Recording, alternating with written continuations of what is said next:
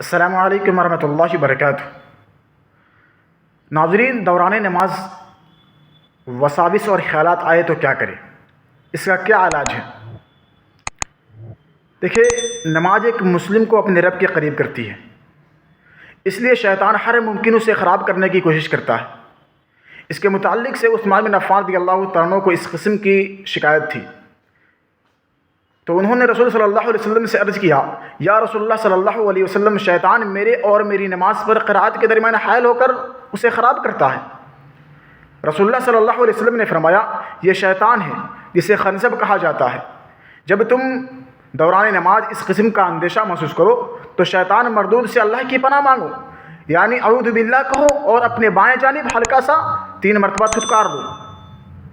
عثمان رضی اللہ تعالیٰ عنہ کہتے ہیں کہ میں نے ایسا کیا تو اللہ تعالیٰ نے مجھے اس سے نجات دے دی۔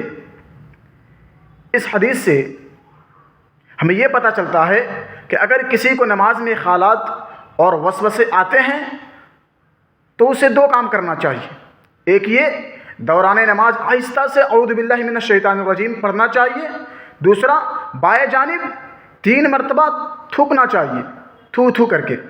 ایسا کرنے سے وساوس کا سلسلہ بند ہو جائے گا انشاءاللہ۔ اللہ رب العالمین سے دعا ہے کہ اللہ رب العالمین ہم تمام کو نماز کے دوران شیطان کے وساوس سے محفوظ رکھے، بچائے۔ آمین ثم آمین۔